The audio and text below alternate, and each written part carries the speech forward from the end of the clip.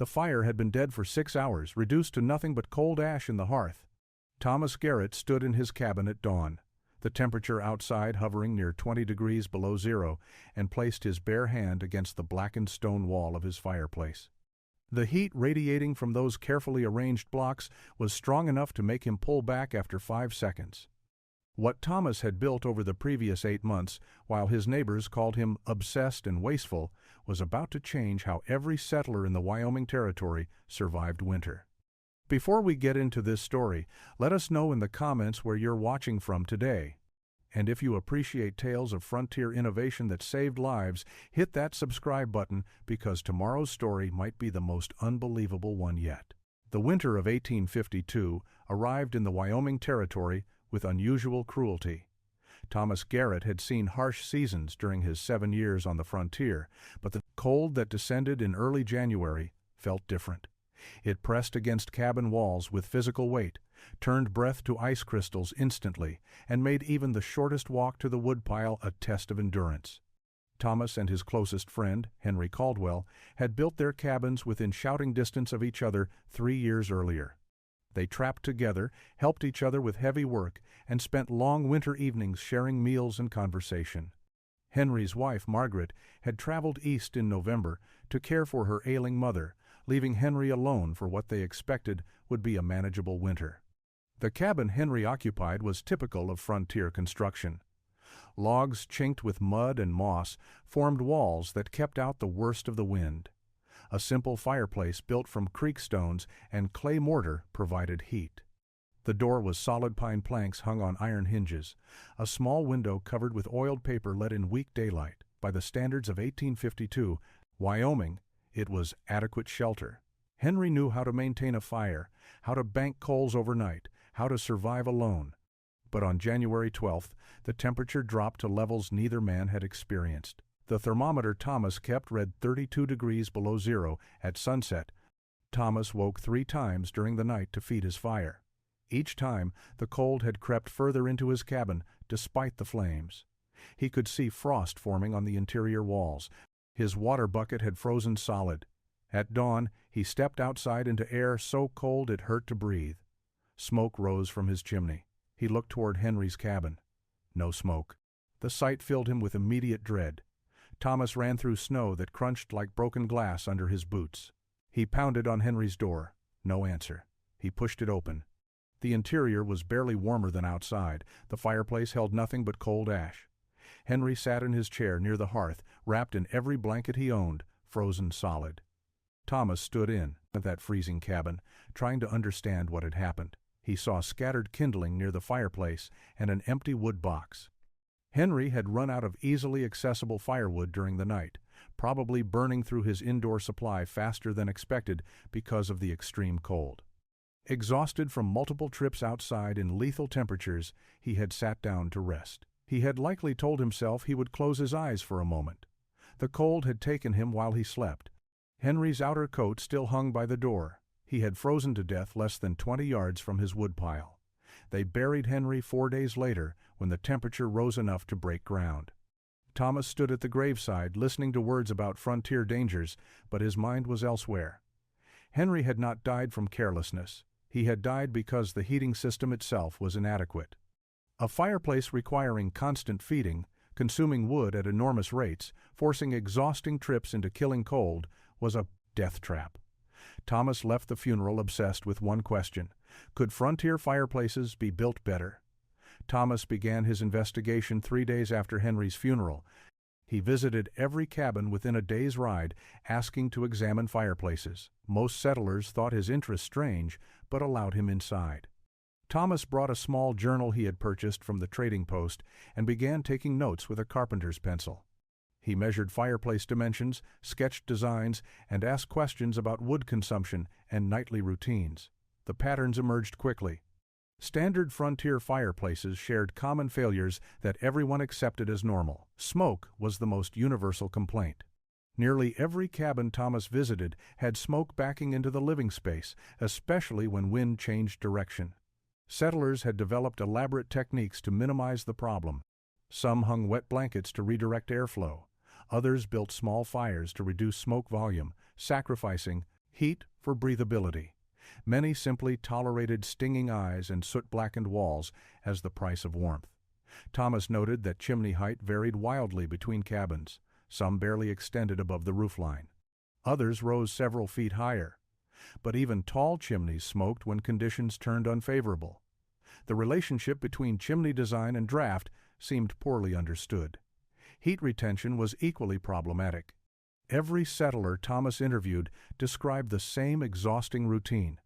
They woke every 2 to 3 hours throughout winter nights to add wood. Some set mental alarms, trained through seasons of practice to rouse themselves at intervals. Others simply accepted interrupted sleep as unavoidable. Thomas calculated the cumulative cost. If a man woke 3 times per night for 4 months of winter, he lost roughly 360 hours of sleep per season. That exhaustion accumulated into mistakes, illness, and situations like the one that killed Henry. The settlers were slowly grinding themselves down, winter after winter, because their heating systems demanded constant attention. Wood consumption staggered Thomas once he began tracking it systematically. A typical cabin burned through 12 to 15 cords of wood per winter. Cutting, splitting, and stacking that volume represented weeks of labor. Yet much of that wood's heat went straight up the chimney, wasted. Thomas observed that fireplace openings were often large and tall, designed more for cooking than heating.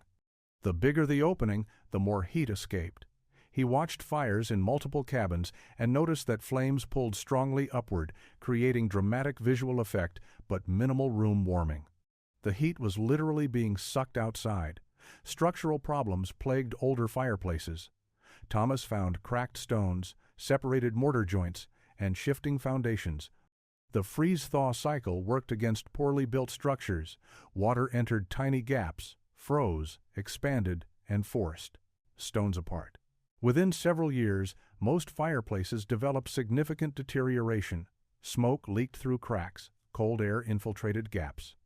Repairs required complete rebuilding, which few settlers had time or expertise to attempt properly. They simply lived with increasingly inadequate heating. Thomas spent 6 weeks on his investigation, riding between settlements, filling his journal with observations and sketches. His neighbors began commenting openly about his strange new obsession. Josiah Pierce, who owned the cabin nearest Thomas's, made his opinion clear one February afternoon. "You planning to become a mason, Garrett? Seems like you're spending more time studying fireplaces than trapping." Thomas replied simply that he was trying to understand something important. Josiah laughed. "Fireplace keeps you alive. That's all you need to understand." But Thomas had already concluded something his neighbors had not. The problem was not inevitable. It was solvable. Frontier. Fireplaces failed because they were built using methods that prioritized speed over function. If someone invested time in understanding principles of heat, stone, and airflow, a better solution was possible. Spring arrived in 1853 with the usual mud and melting snow. While other settlers turned their attention to planting and repairs, Thomas Garrett began spending his days along creek beds and hillsides. He was not trapping, he was not hunting, he was studying rocks. His neighbors noticed immediately. Josiah Pierce rode past one morning and found Thomas crouched beside the creek, examining stones with intense focus. "You lose something in the water, Garrett?" Thomas looked up briefly. "Just studying these rocks." Josiah shook his head and rode on, muttering about grief, making men strange. Thomas had filled 2 pages of his journal with questions about stone. Why did some fireplace rocks crack while others remained solid? Why did certain stones feel warm to the touch, hours after a fire died while others cooled quickly? He decided to find answers through direct experimentation. He began building small test fires in a clearing near his cabin, surrounding them with different types of stone. He used creek stones worn smooth by water. He tried angular stones broken from hillside outcrops. He tested dark stones and light stones, dense stones and porous stones. After each fire burned down, he waited and monitored how long each stone type retained heat.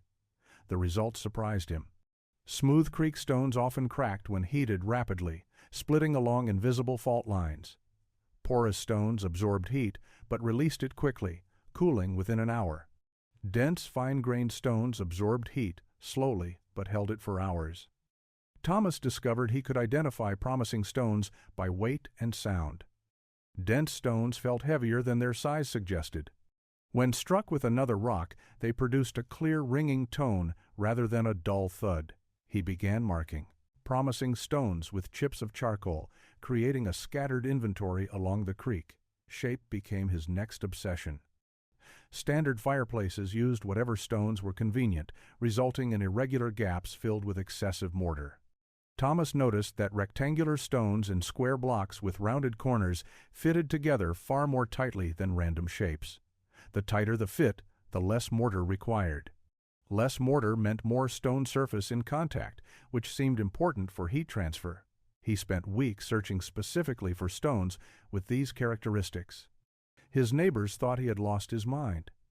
"Garrett's been picking through creek rocks for a month now," someone mentioned at the trading post. "Won't even look at a decent round stone, only wants squares and rectangles, like he's building a church." Thomas ignored the commentary. His journal filled with sketches and observations. He drew diagrams showing how rectangular stones could be arranged in overlapping patterns, similar to brick walls he had seen in eastern cities. He calculated that a fireplace back wall built from carefully selected stones would require perhaps 200 individual pieces. Finding them would take months. He did not care. Henry's death had taught him that speed was not the priority. Effectiveness was. If investing a summer in stone selection meant building a fireplace that actually protected people through winter, the time was worthwhile. Thomas continued his methodical search, marking stones, testing samples, and building knowledge that no one else in the territory possessed. Moses Whitfield arrived at the Wyoming settlement in late May of 1853. He was a traveling mason from Pennsylvania, contracted to build a stone foundation for the new trading post. Moses was a compact man in his 50s, with permanently stained hands and the deliberate movements of someone who had spent decades working with heavy materials. He set up camp near the construction site and began his work with professional efficiency that immediately caught Thomas's attention. Thomas watched Moses work for 3 days before approaching him. The mason sorted stones into piles based on criteria Thomas could not identify. He mixed mortar in precise ratios, adding water in small increments while testing consistency.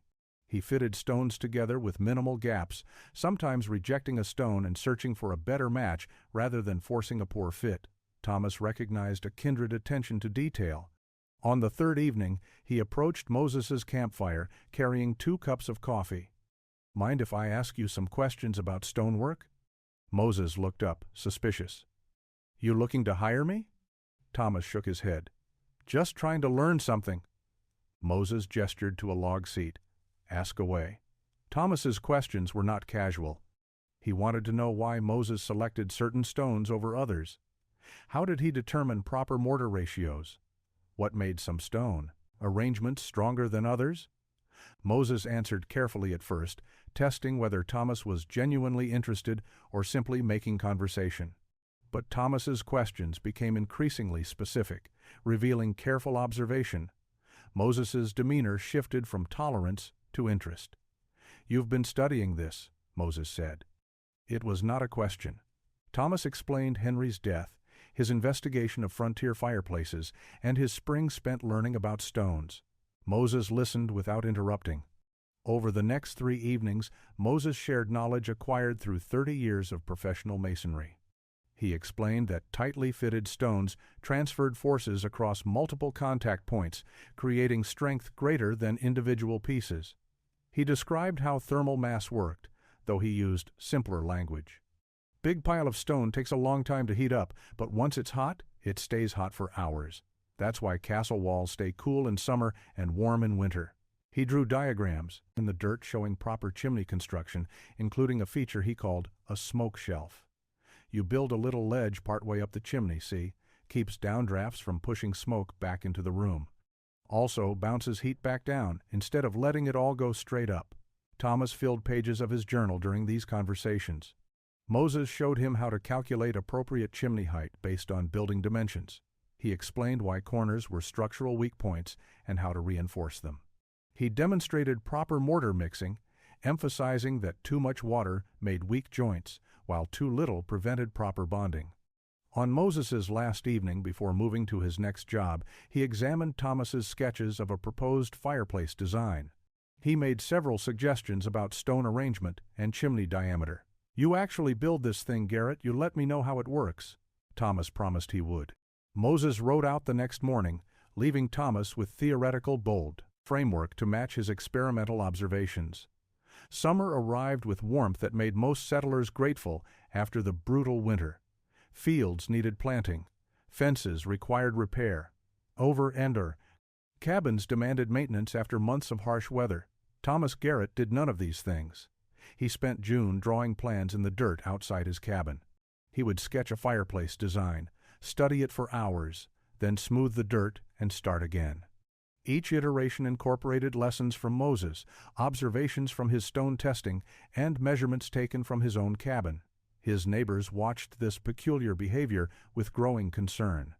Josiah Pierce stopped by one afternoon and found Thomas on his hands and knees, arranging small stones in patterns on the ground. "What in God's name are you doing, Garrett?" Thomas did not look up. "Planning a fireplace." Josiah stared at the elaborate arrangement. "Planning? You've been planning for months. Most men just build the damn thing." Thomas finally met his gaze. "Most men build fireplaces that barely work. I am trying to build one that works properly." Josiah shook his head. "You planning to build a cathedral? It's a fireplace. Keeps you warm. That's all it needs to do." Thomas returned to his stones. Henry thought that too. The comment silenced Josiah, but it did not change his opinion. Word spread through the settlement that Thomas had become obsessed to the point of neglecting practical matters. Some thought grief had broken something in his mind. Others suggested he was wasting time that should be spent on survival preparations. Thomas heard the whispers and ignored them. He had calculations to finish. He measured his cabin's interior dimensions repeatedly, determining exactly how large a fireplace could be built without overwhelming the space. He calculated stone quantities based on his planned design. The back wall alone would require 180 stones of specific dimensions. The chimney would need another 300. The foundation would take 70 flat stones for proper weight distribution. Thomas began marking materials in the forest. He identified a tall, straight pine tree growing on a ridge above his cabin. The tree was nearly 2 feet in diameter at the base, with minimal taper. It would provide the massive support beam his design required. He stripped a section of bark and marked it with an X carved deep into the wood. Other settlers saw the mark and wondered what Garrett was planning that required such an enormous timber. Thomas also began gathering secondary materials. He needed specific clay for mortar, not the common mud most settlers used. He found a deposit near a limestone outcrop 3 miles from his cabin and spent 2 days hauling it back in canvas sacks. By late July, Thomas had refined his design to final specifications. The fireplace would be 4 feet wide, 3 feet deep, and 7 feet tall to the base of the chimney. The support beam would be 16 inches square and 8 feet long. The chimney would rise 12 feet above his roofline. His neighbors considered the plan absurdly overbuilt. Thomas considered it adequate. He had learned that frontier construction typically underbuilt everything, prioritizing speed over durability. He would do the opposite. In early August, he began. Thomas began excavation on August 3, 1853.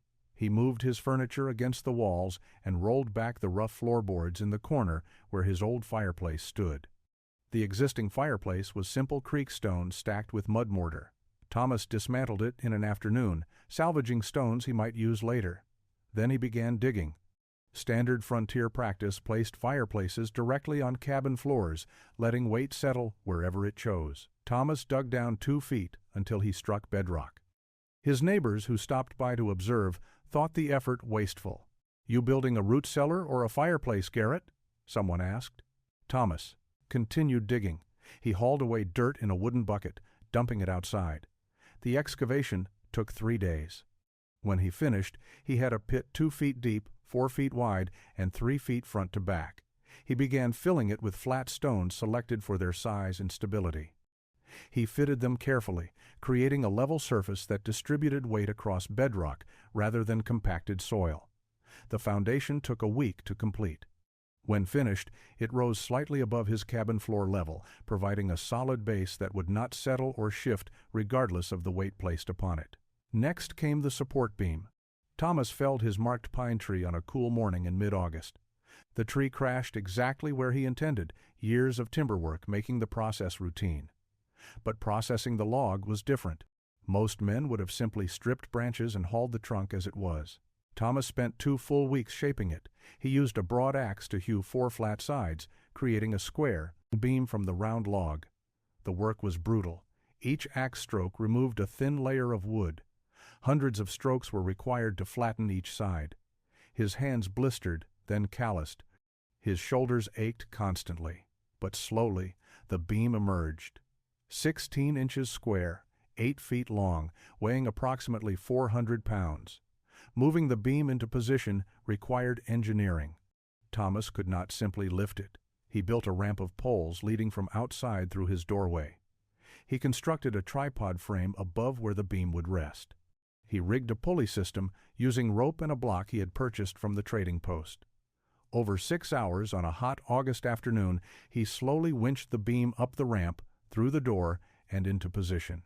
The beam settled onto notches he had cut into the cabin's support logs. It spanned the fireplace opening perfectly, ready to support the chimney weight that would rest upon it. Josiah Pierce arrived that evening and stared at the installation. The beam dominated the cabin interior, massive and deliberate. "That beam could hold up a barn, Garrett. You've lost your mind." Thomas was too exhausted to argue. He simply said, "It will hold what needs holding." Josiah left, shaking his head. Thomas ate a cold supper and fell asleep, reviewing the next phase in his mind. Tomorrow, he would begin laying stones. The real work was about to start. Thomas began building the firebox back wall on September 1st. He had spent the final week of August preparing mortar. The mixture was not simple mud and water. Following Moses's instructions, Thomas combined clay from his special deposit with sand and water in precise ratios. He tested batches, letting them dry and checking for cracking. Too much water made weak mortar. Too little prevented proper bonding. He adjusted ratios until he found the combination that dried hard without cracking, creating joints stronger than the stones themselves. The back wall would face the fire directly, absorbing the most intense heat. Thomas selected his densest, most heat-resistant stones for this critical surface. Each stone had been tested in his spring experiments. Each had survived repeated heating and cooling without cracking. He laid them out on the ground outside his cabin, arranging them in the tiled pattern he had designed. Rectangular stones alternated with square blocks, their softly rounded corners fitting together with minimal gaps. He adjusted positions dozens of times, searching for the tightest possible arrangement. Only when satisfied did he begin actual construction. He laid stones one at a time. Each required multiple fittings. He would place a stone dry, checking its position against neighbors. If gaps seemed too large, he removed it and tried another. When he found the right stone, he applied mortar to its base and edges, then set it firmly. He used a wooden mallet to tap it into final position, ensuring complete contact with surrounding stones. The process was maddeningly slow. Some days he placed only 15 stones. His hands were constantly covered in clay mortar. His back ached from bending over the low work. September brought early snow. Other settlers were finishing harvest work, securing cabins against coming winter, and stockpiling firewood. Thomas was still building his fireplace. The whispers grew louder. "Garrett won't survive winter. He's wasted the entire construction season on this obsession." Some settlers genuinely worried, others simply thought him foolish. Thomas worked through light snow, protecting his mortar joints with canvas when temperatures dropped near freezing. He knew he was racing the weather. If deep cold arrived before he finished, the mortar would not cure properly. October arrived with mixed weather, cold nights, warmer days. Thomas pushed harder, working by lantern light in early mornings and late evenings. The back wall climbed slowly upward. The tiled pattern emerged beautifully, stones fitting so tightly that mortar lines were barely visible. He experienced moments of crushing doubt during this phase. What if they were right? What if he was wasting precious time on something that would not work? What if his calculations were wrong and the fireplace failed? He would stop working and stand in his cabin, looking at the massive beam overhead, the careful foundation below, the precisely fitted stones. Then he would think of Henry frozen in his chair. He would pick up another stone and continue. By mid-October, the back wall stood complete. 3 feet tall, 4 feet wide, every stone perfectly positioned, the firebox was taking shape. Thomas moved to the side walls and front opening, building outward from his completed back wall. The fireplace was becoming real. Late October brought hard frosts and the threat of serious snow. Thomas finished the chimney on October 23rd, placing the final stones as afternoon light faded. The structure rose 12 feet above his roofline, exactly as planned. He had built the smoke shelf partway up, creating the horizontal ledge Moses had described. The entire fireplace had consumed nearly 3 months of focused work. His food supplies were adequate but not abundant. His firewood was sufficient but not excessive. He had neglected other preparations while building. If the fireplace failed, he would face a dangerous winter. Thomas spent October 24th preparing for the test. He cleaned construction debris from the firebox. He swept ash and mortar dust from the hearth.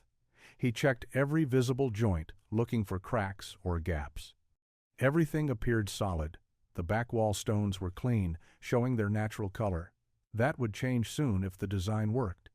He gathered kindling and split wood, stacking it beside the hearth. As evening approached, he knelt before the empty firebox and began building a fire. He placed kindling carefully, creating airflow beneath larger pieces. He struck his flint and steel, catching char, cloth, that he transferred to the kindling. Small flames appeared. He fed them patiently, adding progressively larger wood. Smoke began rising. His heart hammered as he watched it climb toward the chimney opening. Would it draw, or would it pour back into his cabin like every poorly built fireplace he had studied? The smoke wavered, hanging in the firebox for several seconds. Then the draft caught.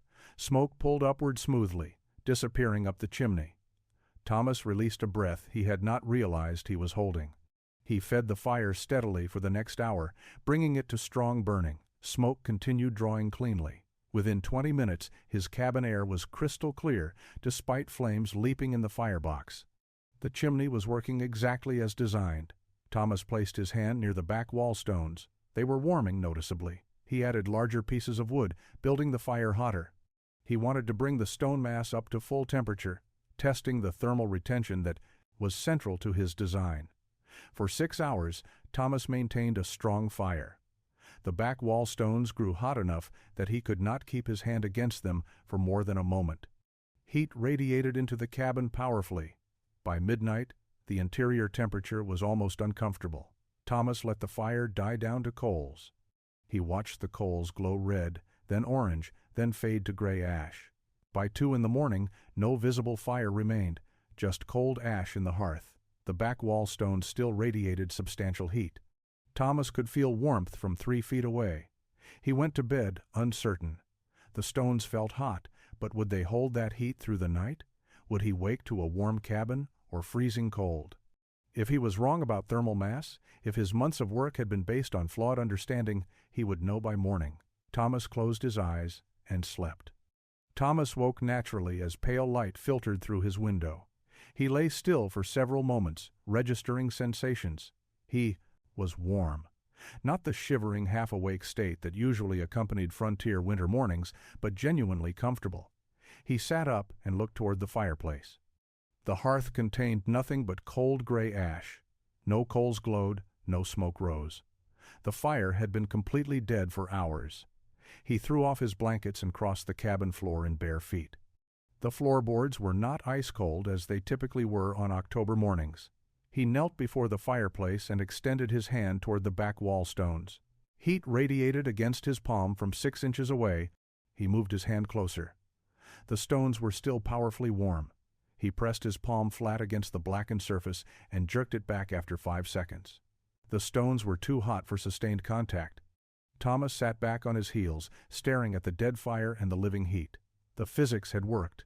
The thermal mass was real. Stone absorbed heat during active burning and released it slowly over hours. He had built a heating system that functioned after the fire died. The implications spread through his mind like the heat spreading from those stones. He spent that day and the next monitoring the fireplace carefully. He noted how long the stones retained heat. He measured interior cabin temperature at intervals using the crude thermometer he owned. He built another fire the second night, bringing the stone mass back to full heat. The pattern repeated. Strong fire for several hours, let it die completely, wake to a warm cabin hours later. The system was consistent and reliable. Thomas began calculating wood savings. If he only needed to build fires once per day, instead of maintaining them constantly, he would use perhaps half the wood of a standard fireplace, maybe less. 3 days after his first fire, the weather turned brutal. A cold front swept down from the north, dropping temperatures to -20 degrees. The settlement struggled. Families burned through wood supplies at alarming rates. Sleep became fractured as people woke repeatedly to feed fires. Exhaustion accumulated. On the morning of the 4th day of extreme cold, Thomas heard pounding on his door. He opened it to find Josiah Pierce, looking haggard and desperate. "Garrett, I need to borrow firewood. I am burning through my supply and still freezing." Thomas stepped aside. "Come in." Josiah entered and stopped immediately. The cabin was warm, genuinely warm. He looked at Thomas, confused. "You must be burning constant fires." Thomas shook his head and gestured toward the fireplace. Josiah walked closer and stared at the cold ash. "When did this fire go out?" Thomas checked the angle of morning light through his window. 6 hours ago, maybe 7. Josiah's expression shifted from confusion to disbelief. He approached the back wall and extended his hand. Heat radiated against his skin. He touched the stones briefly and pulled back. "How?" Thomas looked at his neighbor and said simply, "Better engineering. Touch those stones again. Feel how thick they are. Feel how tight they fit together. That is 3 months of work you called impossible." Word spread through the Wyoming settlement within a week. Josiah Pierce told his story at the trading post. Others came to see Thomas's fireplace for themselves. They entered his cabin skeptically and left believers. The back wall stones, now permanently blackened from repeated fires, radiated heat hours after flames died. The air remained clear and breathable. The engineering was undeniable. Settlers who had mocked Thomas for months now arrived with questions. "How did you select the stones? What makes the chimney draw so well? Can you help me build one?" Thomas shared everything freely. He showed them his journal filled with sketches and notes. He explained thermal mass principles in simple terms that frontier settlers could understand. Heavy stones heat slowly but stay hot for hours, like how a cast iron skillet stays warm long after leaving the fire. He took them to the creek and taught them to identify proper stones by weight and sound. He explained the importance of tight fitting and proper mortar ratios. Some settlers listened carefully. Others remained skeptical of the time investment required. But that first winter of 1853 to 1854, 3 neighbors asked Thomas to help them build similar fireplaces. Albert Drummond was first. His cabin was newer than most, and he was willing to invest effort in permanent improvements. Thomas spent 2 weeks helping Albert build a fireplace following the same principles. Tight-fitted rectangular stones, proper foundation, massive support beam, carefully calculated chimney height. When Albert lit his first fire in December, the results matched Thomas's experience. Clean draft, powerful heat retention, overnight warmth from dead fires. Albert's wife cried with relief the first morning she woke warm instead of shivering. She had lost a child to winter illness 2 years earlier. Warmth meant health. Health meant survival. By 1856, 12 cabins in the Wyoming Territory had what settlers now called Garrett fireplaces. The design spread not through formal publication, but through conversation and observation. A traveling carpenter saw one and built variations in 2 other settlements. A settler moving to Montana Territory took the knowledge with him and taught others. By 1860, the technique had spread across 3 territories, adapted to local stone availability and individual skill levels, but maintaining core principles. Tight stone fitting, thermal mass, proper draft design. These concepts became embedded in frontier building knowledge. Thomas remarried in 1855 to a widow named Catherine, who had lost her husband to mountain fever. They had 3 children between 1856 and 1861. Thomas continued trapping, but also began working as a building consultant, helping settlers design and construct proper fireplaces. He never charged for advice. He considered the knowledge payment of a debt he owed to Henry's memory. The fireplace he built in 1853 remained in constant use, the stones growing blacker with each passing year, the structure as solid as the day he completed it. In winter of 1871, 18 years after building his thermal mass fireplace, Thomas received a letter from a widow in Montana Territory. Her husband had built a fireplace using Thomas's principles before dying in a logging accident. That fireplace had kept her and 4 children alive through a blizzard that killed 2 neighboring families. She wanted Thomas to know his work had saved her family. Thomas kept that letter in his journal until his death in 1879 at age 54. He was buried beside Catherine in the small cemetery outside the settlement they had helped establish. His gravestone made no mention of fireplaces or innovations. But in cabins scattered across the territories, blackened stones still radiated heat through winter nights, silent testament to what one man's grief and determination had accomplished on the American frontier.